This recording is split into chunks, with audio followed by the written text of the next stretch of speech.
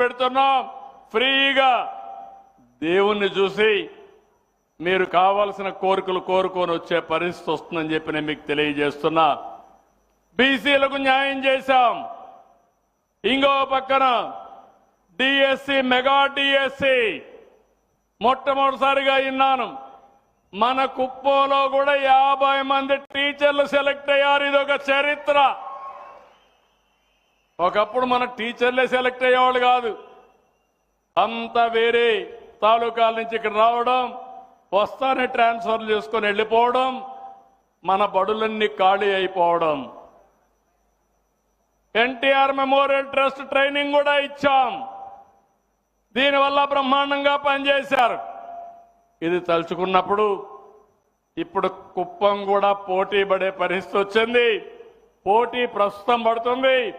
రాబోయే రోజుల్లో పోటీలో తిరుగులేని శక్తిగా ఈ నియోజకవర్గం తయారవుతుందని నేను ఆకాంక్షిస్తున్నా.